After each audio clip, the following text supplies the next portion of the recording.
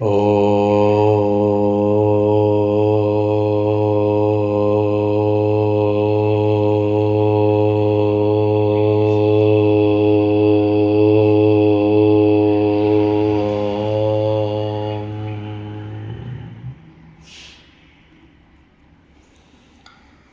योऽन्तः प्रविश्य मम वाचमिमां प्रसुप्तां सञ्जीवयत्यखिलशक्तिधरस्वधाम्ना अन्यांश्च हस्तचरणश्रवणत्वगादीन् प्राणान् नमो भगवते पुरुषाय तुभ्यम् अनन्याश्चिन्तयन्तो मां ये जनाः पर्युपासते तेषां नित्याभियुक्तानां योगक्षेमं वहाम्यहम्। सदाशिवसमारम्भां शङ्कराचार्यमध्यमाम् अस्मदाचार्यपर्यन्तां वन्दे गुरुपरम्पराम्। गुरुर्ब्रह्मा गुरुर्विष्णुः गुरुर्देवो महेश्वरः गुरुः साक्षात् परं ब्रह्म तस्मै श्रीगुरवे नमः। ॐ शान्तिः शान्तिः शान्तिः।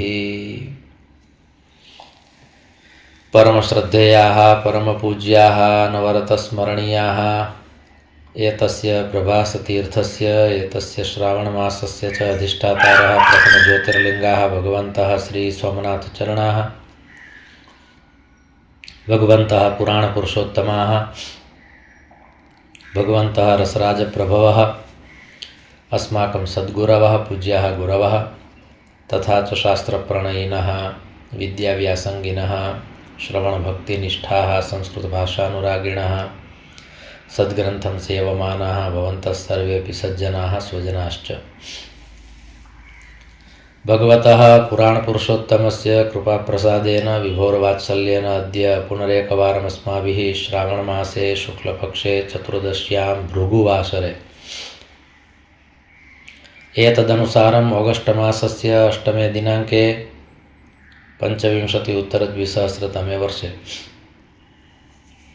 विद्याव्यासङ्गं कर्तुं शास्त्रचर्चां कर्तुं भगवत्पादानां वाणीं गातुं श्रोतुं च अस्माभिः अवसरः सम्प्राप्तः। इदमस्ति अस्माकं सर्वेषां परमं सौभाग्यम्। अत्रावसरे भवत्सु विराजमानं परमात्मानं नत्वा भवतां समेषां स्वागतं च कृत्वा पुनरेकवारं वयं मिलित्वा मङ्गलाचरणपूर्वकं मङ्गलमयीं गाथां गायामः। सर्ववेदान्तसिद्धान्तगोचरं तमगोचरं गोविन्दं परमानन्दं सद्गुरुं प्रणतोऽस्म्यहम्। भगवत्पादाः अहं पदार्थं निरूपयन्ति। तर्हि अत्र अहं पदार्थेन किं ग्राह्यम् इति अस्माभिः चर्च्यते। अत्र च अस्माभिः ज्ञायते यद् अथवा ज्ञातुं प्रयासः क्रियते विकारिणां सर्वविकारवेत्ता नित्याविकारो भवितुं समर्हति मनोरथस्वप्नसुषुप्तिषु स्फुटं पुनः पुनर्दृष्टमसत्त्वमेतयोः। एतस्मिन् पद्ये भगवत्पादाः स्पष्टं कथयन्ति यत् महापुरुषाणां वाणी स्पष्टा भवति। अतः अत्र स्पष्टम् उल्लेखितं यत् सर्वविकारिणां वेत्ता अस्ति सः इति। तर्हि अत्र सर्वविकारवेत्ता इत्यत्र विकाराणां वेत्ता अस्ति इति एकः अर्थः भवति। विकारवेत्ता इति सर्वविकारवेत्ता अर्थात् सर्वेषां विकाराणां वेत्ता ज्ञाता इति सर्वविकारवेत्ता। तर्हि प्रायः अस्माभिः विचार्यते विकारविषये यदा चर्चा क्रियते तदानीं तस्य मुख्यरूपेण द्वौ प्रकारौ भवितुमर्हतः। एकः भवति बाह्यविकारः, एकः भवति आभ्यन्तरितः विकारः। मद्यपानं कश्चित् करोति एवं च प्रलपति चेदयमपि एकः विकारः अस्ति। एवं च कदाचित् दृष्ट्वा नेत्रयोः प्रसन्नता न भवति चेदयमपि एकः विकारः। प्रसन्नता विषये अत्र चर्चा वर्तते। केवलम् एकस्य जनस्य सुखाय अत्र चर्चा नास्ति। तर्हि दृष्ट्वा कदाचित् अस्माभिः तादृशं तथा च अनुभूयते यदिदम् अनुचितं प्रतीयते चेदपि सः विकारः बाह्यविकारः। आदौ अस्माभिः चर्चा क्रियते बाह्यविकारस्य। तर्हि का परिभाषा वर्तते, का व्याख्या अस्ति विकार इत्यस्य? यः अस्माभिः ज्ञातमासीत् यद् विकारहेतौ सति विक्रियन्ते येषां न चेतांसि त एव धीराः। एवं च एतस्मिन् विषये भवन्तः शिवमहिम्नस्तोत्रस्य एकं पद्यं श्लोकमेकं स्मर्तुं शक्नुवन्ति। सः श्लोकः 14। अद्य आनुकूल्यमस्ति चेत् एकवारं महिम्नस्तोत्रस्य पाठः कर्तव्यः। 14 श्लोकः। वस्तुतः अद्य श्रावणमासस्य दिवसोऽपि 14। अकाण्ड ब्रह्माण्ड क्षयचकित देवासुरकृपा विधेयस्या सिद्ध्यस्त्रिनयन विसंस्रुतवतः सकल्माशः कण्ठे तव न कुरुते न श्रियमहो विकारोऽपि श्लाघ्यो भुवन भयभंग व्यसनिनः। भगवतः शंकरस्य कंठे विषमस्ति। तेन विषेण कंठे विकारः अस्ति इति कश्चित् पश्यति, किन्तु तथापि पुष्पदन्तः कथयति अयं विकारः अपि श्लाघ्यः। श्लाघ्यः अर्थात् प्रशंसनीयः। भवद्भिः जगत्कल्याणाय देवतानां संकटनिवारणाय विषपानं कृतमस्ति इति कृत्वा अयं विकारः अपि श्लाघ्यः वर्तते। तर्हि एकः तादृशः विकारः अस्ति यः विकारः अस्माभिः लोचनाभ्यां द्रष्टुं शक्यते, नेत्राभ्यां द्रष्टुं शक्यते। यदयं विकारः अस्ति, कश्चित् जनः पश्यति चन्द्रमसि एवं च कथयति एतस्मिन् चन्द्रमसि विकारः अस्ति, कलङ्कः अस्ति, विकारः अस्ति। किन्तु कवयः कदाचित् गुणदृष्ट्या अपि पश्यन्ति, तर्हि तत्रापि दोषः नास्ति, अपि तु गुणः वर्तते। सः विकारः नास्ति। भगवता शंकरस्य यदा यदा चर्चा निर्गच्छति तदा तदा प्रायः एतादृशाः विषयाः निस्सरन्ति। चन्द्रक्षयी प्रकृतिवक्रतनुः कलङ्की दोषाकरः स्फुरति मित्र विपत्ति काले मूर्ध्ना तथापि ध्रियते सततं हरेण नैवाश्रितेषु महतां गुणदोषचिन्ता। भगवता शंकरस्य वैलक्षण्यं वर्तते। वैचित्र्यं नास्ति, वैलक्षण्यम् अस्ति। भगवान् शंकरः विचित्रः नास्ति, विलक्षणः अस्ति। तस्य यद् वैलक्षण्यम् अस्ति तद् वैलक्षण्यं कश्चिद् वैकारिकदृष्ट्या पश्यति चेत् तस्य दृष्टेः दोषः वर्तते, अपि तु भगवता शंकरस्य दोषः नास्ति। तर्हि अत्रापि एकः विकारः भवति बाह्यविकारः, यः विकारः नेत्राभ्यां द्रष्टुं शक्यते। एवं च शास्त्रदृष्ट्या बहूनां महापुरुषाणां बुधपुरुषाणां च ज्ञानदृष्ट्यापि कदाचित् तस्य गणना विकारविषये विकारपरिभाषायां भवितुमर्हति। कश्चित् कथयति यत् समुद्रे एतावत् जलमस्ति, किन्तु तत् जलं तु पातुं योग्यं नास्ति, क्षारयुक्तमस्ति इति कृत्वा एतद् क्षारत्वं समुद्रस्य विकारः। विकारदृष्ट्या एव ये यत्र कुत्रचित् द्रष्टुं शक्नुवन्ति। कारणं समुद्रे सर्वम् अस्ति, किन्तु पिपासां तोषयितुं सामर्थ्यं नास्ति इति समुद्रस्य दोषः, इति समुद्रस्य विकारः। तर्हि अहं पदार्थः तादृशः अस्ति, यः अहं पदार्थः, यः पारमार्थिकः अस्ति, यः तात्विकः अस्ति, यस्य ईश्वरस्य परब्रह्मणः चर्चा अस्माभिः अहं पदार्थरूपेण क्रियते या वा अत्र कृता अस्ति, तेन कारणेन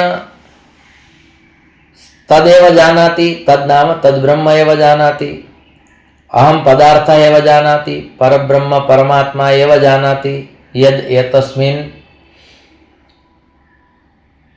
विश्वे कुत्र विकारः अस्ति दृष्ट्वा वक्तुं शक्यते। यदत्र विकारः अत्र विकारः इति कुत्र द्रष्टुं शक्यते।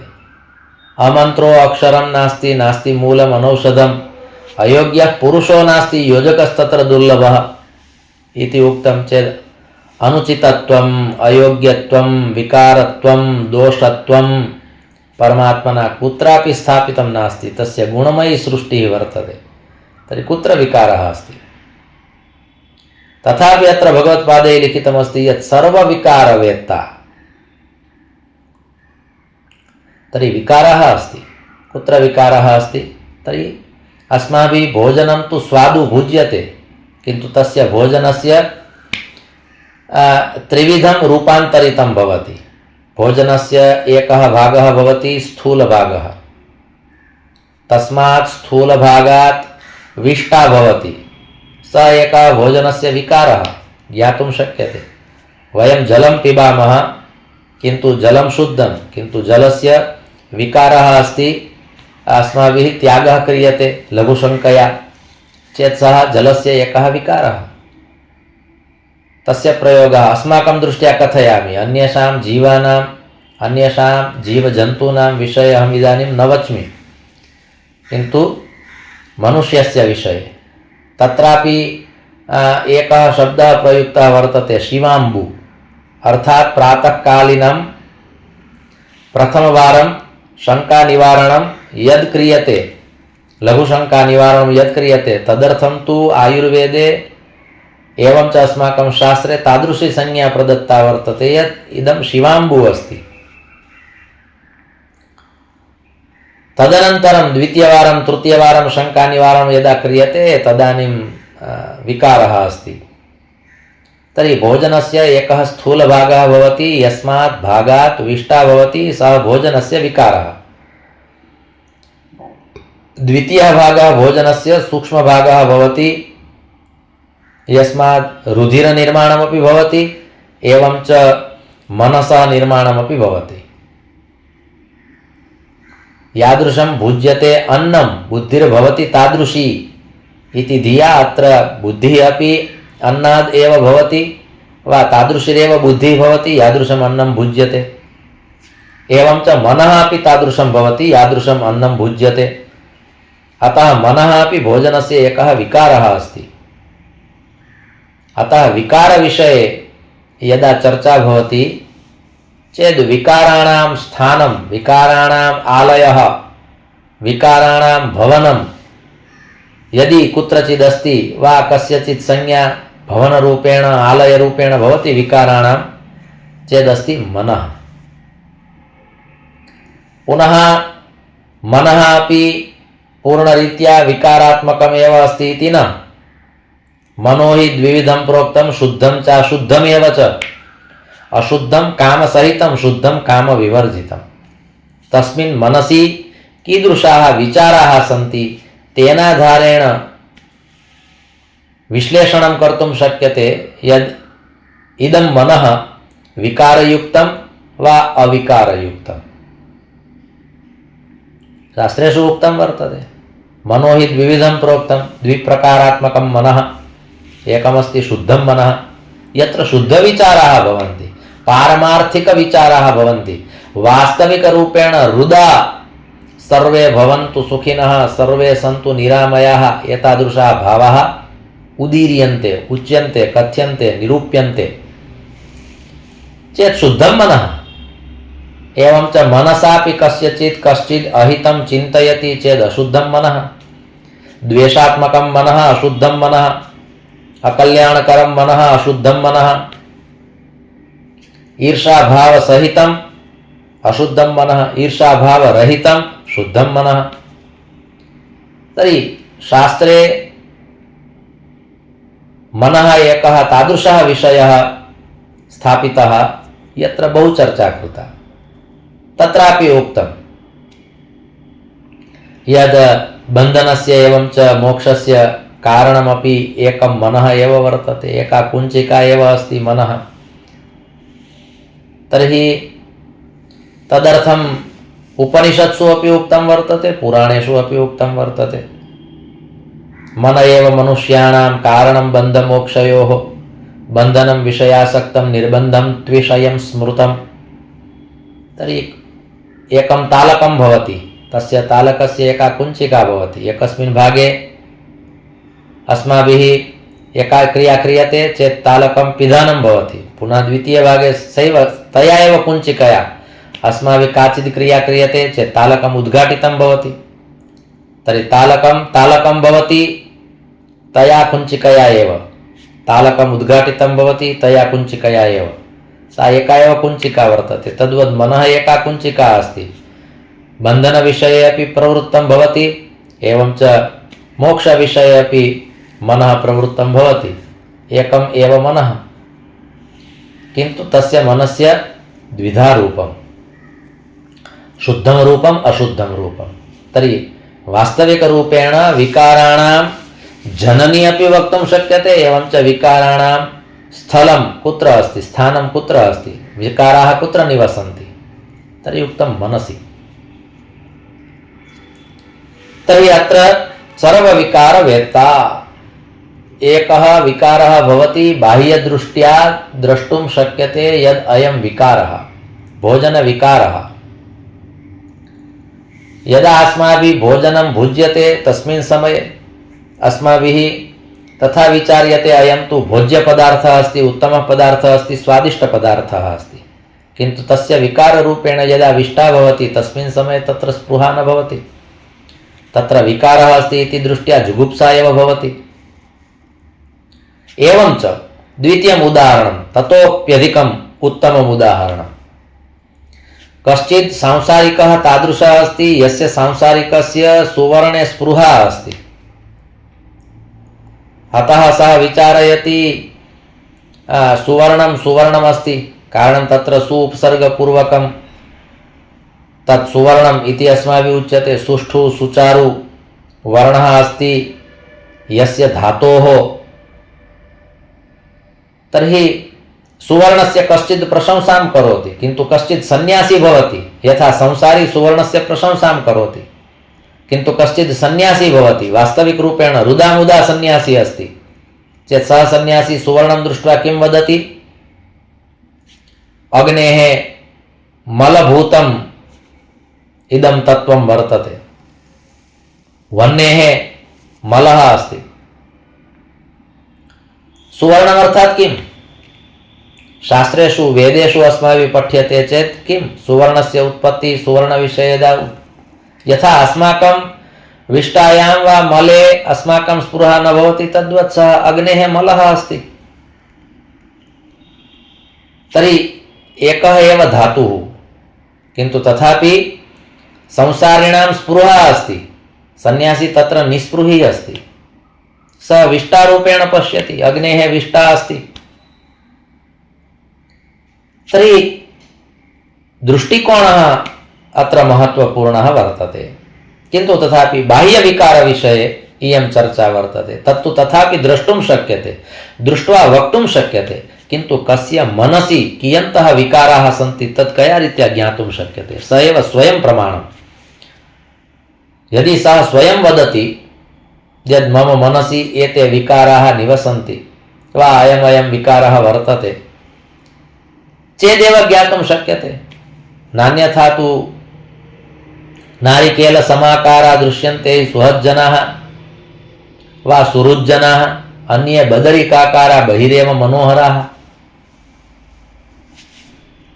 तर्हि विकारविषयेपि द्वौ विषयौ अत्र उपस्थापितौ। एकः विषयः अस्ति बाह्यविकारः, द्वितीयः विषयः अस्ति आभ्यन्तरितः विकारः। कदाचित् अस्माभिः कश्चित् वदति यत् कामः अपि एकः विकारः अस्ति, किन्तु सः कामः तृतीयः पुरुषार्थः अस्ति वा दोषरूपेण यस्य कामस्य गणना भवति सः कामः अस्ति। तर्हि भगवान् श्रीकृष्णः अपि भगवद्गीतायां कामोऽस्मि भरतर्षभ इति कथयति, विभूतिरूपेण स्वात्मानं परिगणयति। सप्तमे अध्याये कदाचित् प्रोक्तं वर्तते इदं। तर्हि एकः कामः पुरुषार्थः अस्ति, अस्माभिरेव तस्य परिमार्जनं कर्तुं शक्यते, प्रमाणपत्रं दातुं शक्यते यदयं कामः तृतीयः पुरुषार्थः वा षड्दोषेषु यः प्रथमः अस्ति सः।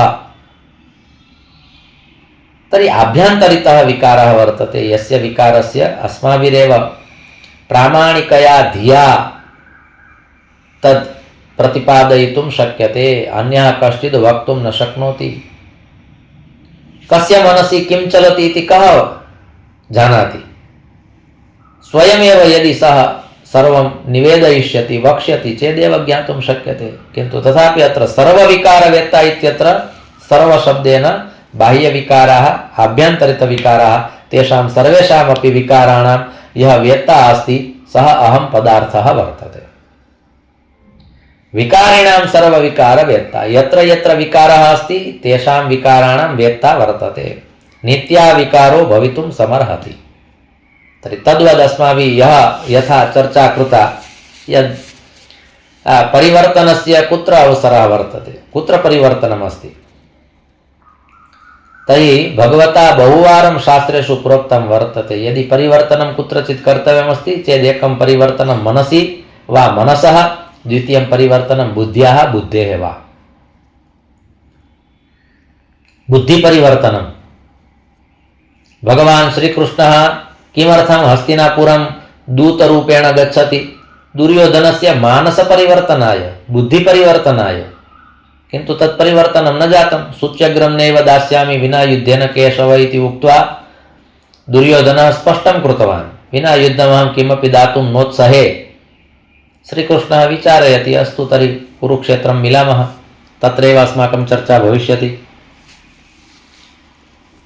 तर्हि मानसपरिवर्तनम् इति शास्त्रस्य एकं प्रयोजनं वर्तते, बुद्धिपरिवर्तनम् इति शास्त्रस्य एकं प्रयोजनं वर्तते। यत्र यत्र मनः शान्तं जातं वा मनसि परिवर्तनमागतं तत्र तत्र तेन भक्तेन कदाचित् भगवतः शरणागतिः पूर्णरूपेण स्वीकृता वर्तते इति प्रमाणम् अस्माभिः प्राप्यते।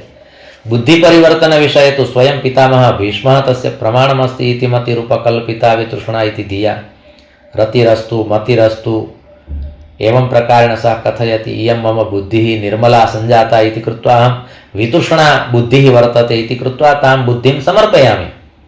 तर्हि परिवर्तनं कुत्र आवश्यकम् इति अस्माभिः यः यत् चर्चितं तस्य विषयस्य उत्तरं यदि लघुशब्दैः स्वल्पैः शब्दैः वक्तव्यमस्ति चेत् इदमेव अस्ति।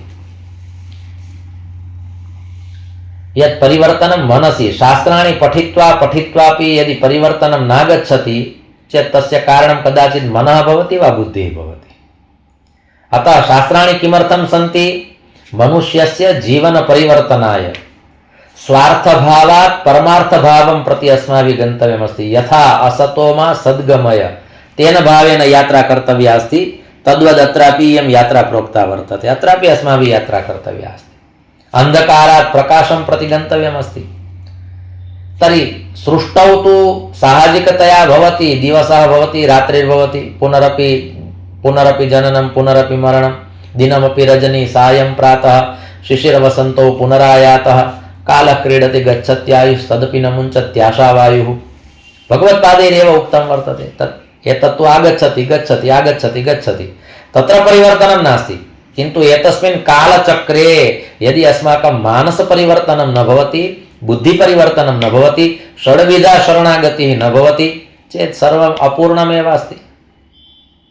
अतः परिवर्तनस्य यः विषयः अस्ति सः विषयः आभ्यन्तरितः वर्तते। शारीरिकं परिवर्तनमपि भवति। कश्चित् जनः पुराकाले यथा भगवत्पादैः स्वयं परकायप्रवेशनम् इति एका सिद्धिः सम्प्राप्ता आसीत्। अतः एकं शरीरं विहाय साक्षात् द्वितीयं शरीरं प्राप्तं। पुनः तस्मात् शरीरात् यज्ञानम् अर्जनीयं प्राप्तव्यमासीत् तत् प्राप्य पुनः ते स्वशरीरं सम्प्राप्ताः। तर्हि तस्मिन् समये इदं परिवर्तनमासीत्। तत् सर्वैः कर्तुं न शक्यते। एवं च सृष्टेः नियमः नास्ति। सृष्टेः नियमे इदं नागच्छति, किन्तु भगवत्पादैः तत् कृतम्। अस्माभिः ज्ञायते, वयं जानीमः यदिदं परिवर्तनमस्ति। नान्यथा शरीरे षड् भावविकाराः सन्ति, तेषां भावविकाराणामपि एकं चक्रं चलति, तत्रापि परिवर्तनं नास्ति। समये समये शारीरिकपरिवर्तनानि भवन्ति। बाल्यावस्थायाम् एकं शरीरं, युवावस्थायाम् एकं शरीरं, प्रौढावस्थायाम् एकं शरीरं, वृद्धावस्थायां पुनश्च एकं शरीरं। किन्तु तस्य शरीरस्य यत् परिवर्तनमस्ति तत् परिवर्तनमपि प्राकृतिकमेव वर्तते, तत् तस्माभिः न क्रियते। किन्तु तथापि कश्चित् किं करोति, अनेन एकेन शरीरेण यदा सः युवा भवति तस्मिन् समये एव सः अभिनयं करोति यदिदानीम् अहं वृद्धः अस्मि, चलच्चित्रे नाटके कुत्रचित्। तर्हि स्वशरीरे एव तेन परिवर्तनम् आनीतं। यदिदानीम् अहं युवा नास्मि अपितु वृद्धः अस्मि, कारणम् अभिनयः तादृशः वृद्धस्य क्रियते। सर्वेपि दृष्ट्वा अवगच्छन्ति यदिदानीं तु अयं वृद्धः सञ्जातः। एवं च अभिनयं कर्तुं तु सर्वेपि समर्थाः सन्ति। अतः शारीरिकदृष्ट्या अपि इदं परिवर्तनं कर्तुं शक्यते। भवतु एकः युवा अस्ति, किन्तु तथापि सः बालकः भवति। बालको भूत्वा पुनः बालकलीलां, बालकपरिभाषां, बालकस्य भाषां च वदति, तेन प्रकारेण सः व्यवहरति। तर्हि इदमेकं परिवर्तनं कदाचित् तेन आनीतम् इति शारीरिकदृष्ट्या। अतः परिवर्तनं यदि कुत्रचित् भवति, यथा मनुष्यं विहाय अन्ये ये केचन जीवाः, खगाः, प्राणिनः, पक्षिणः, जन्तवः सन्ति, तेषां शरीरे परिवर्तनं नागच्छति। किन्तु यः एकः विकासक्रमः दर्शितः अस्ति सः तु सर्वेषामपि समानमेव वर्तते। मनुष्यः एकः भिन्नः वर्तते। यः वृद्धावस्थायां भवति तथापि बाल्यावस्थायाः अभिनयं कर्तुं शक्नोति, युवावस्थायां भवति तथापि प्रौढावस्थायाः अभिनयं कर्तुं शक्नोति। अन्ये जीवाः तथा कर्तुं न प्रभवन्ति। अतः परिवर्तनाय शास्त्राणि सन्ति, किन्तु शास्त्राणि मनुष्येभ्यः सन्ति, न तु अन्येभ्यः जीवेभ्यः। मनुष्येभ्यः शास्त्राणि सन्ति, कारणं परिवर्तनं मनुष्येण आनीतव्यं वर्तते। अन्येषां जीवनं तु अनादिकालात् समानमेव चलति। तेषां यादृशी जीवनशैली परमात्मना निर्मिता आसीत् तादृशीरेव तेषां जीवनशैली वर्तते, तत्र परिवर्तनं नास्ति। मनुष्यस्य जीवनशैली परिवर्तनीया वर्तते इति कृत्वा शास्त्राणि सन्ति। मतयो यत्र गच्छन्ति तत्र गच्छन्ति वा नराः, किन्तु शास्त्राणि यत्र गच्छन्ति तत्र गच्छन्ति वै नराः। स एव नरः अस्ति यत्र शास्त्राणि गच्छन्ति।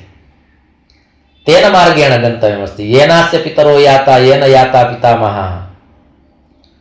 तर्हि अत्रापि परिवर्तनं यद् आनेतव्यं वर्तते तत् परिवर्तनं कुत्र अस्ति, परिवर्तनम् आदौ भवति कुत्र? तर्हि यथा मनुष्यः विचारं करोति मया कस्यचित् अन्यस्य धनम् अपहरणीयं वर्तते, सः तथा विचारयति, तर्हि अयम् एकः विकारः अपि अस्ति। विकारः अपि अस्ति। शास्त्रेषु उक्तं वर्तते कस्यचित् किमपि नो हरणीयं मर्मवाक्यमपि नोच्चरणीयं श्रीपतेः पदयुगं स्मरणीयं लीलया भवजलं तरणीयं। तर्हि अत्र उक्तं कस्यचित् किमपि नो हरणीयम्, अन्यस्य धनं न स्वीकर्तव्यं। तर्हि अयम् एकः मानसिकः विकारः वर्तते, यः विकारः अस्मासु अस्ति। अन्येभ्यः जीवेभ्यः वा अन्येषु जीवेषु अयं विकारः नास्ति। सः कदापि कस्यापि किमपि हर्तुं न इच्छति। कदाचित् हर्तुम् इच्छति चेदपि सः तस्य स्वभावः अस्ति। परमात्मना तस्य स्वभावः तादृशः स्थापितः वर्तते इति कृत्वा कदाचित् हरति। अस्माकं स्वभावः तादृशः न निर्मितः परमात्मना। अस्माकं संस्कृति दाने प्रयत्नशीला वर्तते, दित्सार्थं प्रेरयति, न तु ग्रहीतुम्। अतः अस्माभिस्तु देयं कस्यचित् किमपि नो हरणीयं मर्मवाक्यमपि नोच्चरणीयं। कठोरवचनं न वक्तव्यम् इति अस्माकम् एका परम्परा वर्तते, अस्माकम् एकः आदर्शः मार्गः अस्ति। तथापि कश्चित् वदति, मर्मवाक्यं वदति, तर्हि सः विकारः। अन्येषां जीवानाम् अस्माभिः एवं प्रकारेण जिह्वा न दृष्टा यत् ते मर्म उच्चारणं कुर्वन्ति, मर्मोच्चारणं कुर्वन्ति इति। वार्तालापः भवति, पक्षिणां भाषा अस्ति, तां भाषां यः जानाति सः वक्तुं शक्नोति। किन्तु तेषां यदि वने सिंहः गर्जति, एवं च कश्चित् जनः कथयति अयं तु बहु उच्चैः वदति, अयं विकारः वर्तते एतस्य, किन्तु परमात्मना सिंहस्य स्वभावः एव तादृशः निर्मितः अस्ति। यदि तेन प्रकारेण उच्चया भाषया गर्जनां न करिष्यति चेत् तस्य सिंहस्य सिंहत्वं सिद्धं न भविष्यति। वयं तु निर्मलया भाषया, नम्रभाषया वक्तुं प्रभवामः। यदस्माभिः उच्चैः वक्तव्यमस्ति तदेव वाक्यं नीचैः अपि वक्तुं शक्यते, किमर्थं न वदामः? यद् वाक्यम् अस्माभिः क्रोधपूर्वकम् उच्यते तदेव वाक्यं शान्त्या अपि वक्तुं शक्यते, किमर्थं न वदामः? ते तथा कर्तुं न प्रभवन्ति, कारणं तेषां पार्श्वे ज्ञानं नास्ति। सः सिंहः न जानाति मर्मवाक्यमपि नोच्चारणीयम्, एतस्य वाक्यस्य ज्ञानं नास्ति इति कृत्वा सः उच्चैः वदति। एवं च परमात्मना तस्य स्वभावः एव तादृशः निर्मितः वर्तते।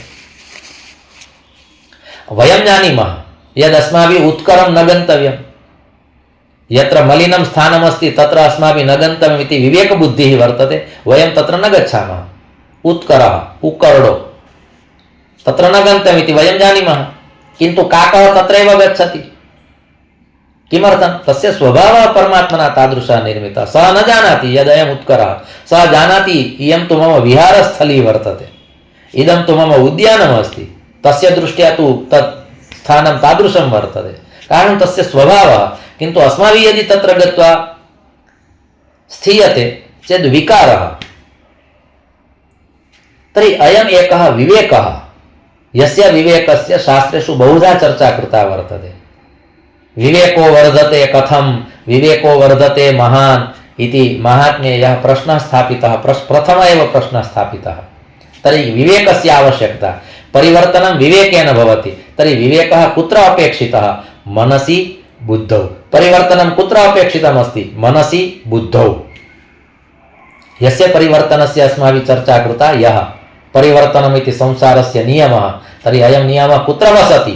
मनसि वसति, एवं च बुद्धौ वसति।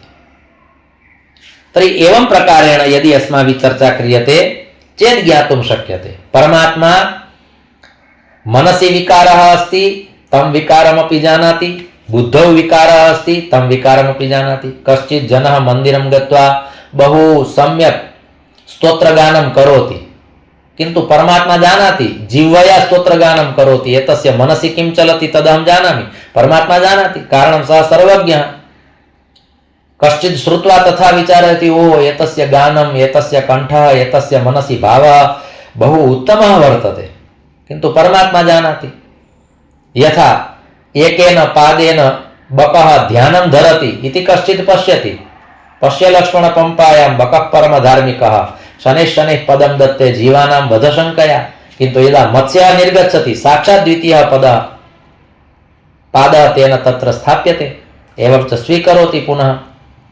तर्हि सः ध्यानपरायणः नासीत्, बकः आसीत्, ध्रुवः नासीत्, यः एकेन पादेन तपश्चर्यां चरति, किन्तु स्वभावः तत्र वर्तते।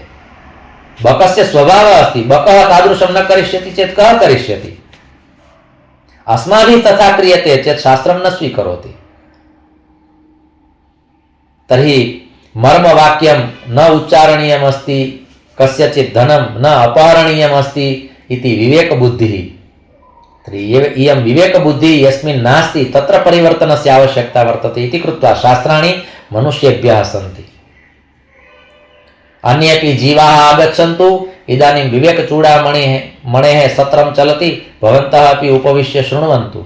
अन्ये जीवाः कथयन्ति अस्मभ्यम् इमानि शास्त्राणि न सन्ति, भवद्भ्यः सन्ति, कारणं परिवर्तनम् अस्मासु अपेक्षितं वर्तते। ते तु कथयन्ति अस्माकं जीवनं तु यथा या आचारसंहिता परमात्मना अस्मासु निर्मिता वर्तते तस्याः आचारसंहितायाः एव वयं पालनं कुर्मः।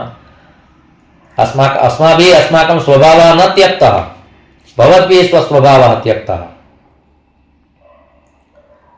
तर्हि स्वभावो नोपदेशेन शक्यते कर्तुम्, अन्यथा सुतप्तमपि पानीयं पुनर्गच्छति शीतताम्। तर्हि स्वभावपरिवर्तनाय मनुष्यः एव अपेक्षितः वर्तते। अन्ये सर्वेपि जीवाः स्वभावे एव तिष्ठन्ति, स्वस्य भावे स्वस्मिन् एव ते तिष्ठन्ति। यादृशः स्वभावः कल्पितः परमात्मना प्रदत्तः तादृश एव तेषां स्वभावः वर्तते। अस्माभिः विचार्यते एतस्य स्वभावः इदानीं बहु क्लिष्टः सञ्जातः वर्तते, पुराकाले एतादृशः स्वभावः नासीत्। तर्हि प्रकृतिविषये स्वभावविषये यत्किमपि उक्तं मनुष्यं दृष्ट्वा एव लिखितं वर्तते। या यस्य प्रकृतिस्वभावनीयता केनापि न त्यज्यते। कश्चित् जनः कस्यचित् मारणं हत्यां च करोति, कश्चित् विषं पाययति, कस्यचित् सर्वं स्वीकरोति अपहरति, कश्चित् अकारणं यं कमपि पीडयति इति मनुष्यः एतत् सर्वं करोति। अतः परिवर्तनं तत्र आवश्यकं वर्तते। व्यवहारे परिवर्तनम् आवश्यकं, सम्बन्धे परिवर्तनं नावश्यकम्। तर्हि परिवर्तनं कुत्र वसति, परिवर्तनं कुत्र भवति? व्यवहारे परिवर्तनं भवति। वयं जानीमः कस्यचित् कस्मिंश्चित् समये स्वभावः व्यवहारः भिन्नः भवति, अन्यस्मिन् समये व्यवहारः भिन्नः भवति। अस्माभिः अवलोक्यते यद् इदानीम् एतस्य व्यवहारे इदं परिवर्तनम् आगतं, किन्तु सम्बन्धः भवति सः स्थायी भवति। व्यवहारः चन्द्रवद् अस्ति, सम्बन्धः सूर्यवद् अस्ति। सूर्यपरिवर्तनं न भवति, चन्द्रमसि परिवर्तनं दृश्यते, किन्तु तत् परिवर्तनमपि स्थायी परिवर्तनम् अस्ति, अस्थायी परिवर्तनं नास्ति। अस्माभिः परिवर्तनस्य या चर्चा गतदिवसे कृता तत्र इदं वक्तुं योजयितुं शक्यते यत् परिवर्तनमपि द्विविधं भवति, स्थायी परिवर्तनम् अस्थायी परिवर्तनं। स्थायी परिवर्तनं नाम किं? तर्हि शुक्लपक्षे चन्द्रमसः कला वृद्धिः शनैः शनैः भवति, कृष्णपक्षे क्षीणतां गच्छति। तर्हि स्थायी परिवर्तनमस्ति, प्रतिमासे समानरूपेण एव परिवर्तनम् आगच्छति, तत् स्थायी परिवर्तनमस्ति। किन्तु मनुष्याः केचन तादृशाः सन्ति, येषु मनुष्येषु कदा कीदृशं परिवर्तनम् आगमिष्यति इति कोऽपि वक्तुं न शक्नोति। अस्थायी परिवर्तनमस्ति। अस्तु, कालः सञ्जातः, नान्यथा विषयः बहु सम्यक् प्रकारेण इदानीं स्मृतौ आगतः वर्तते, किन्तु कालक्रमेण पुनः मिलित्वा वयं चर्चां विधास्यामः। अद्यापि अस्माभिः इदमेव चिन्तनं कर्तव्यं, स्थायी परिवर्तनम् अस्थायी परिवर्तनम् इति। द्वाभ्यां श्लोकाभ्यां सत्रमिदं भगवच्चरणयोः अस्माभिः प्रेम्णा श्रद्धया च समर्प्यते। धर्मस्य विजयो भूयाद् धर्मस्य पराभवः, प्राणिनां चैव सद्भावः भूयाद्विश्वस्य मङ्गलम्। सर्वे भवन्तु सुखिनः, सर्वे सन्तु निरामयाः, सर्वे भद्राणि पश्यन्तु, मा कश्चित् दुःखभाग् भवेत्। ओम शान्तिः शान्तिः शान्तिः। ओम।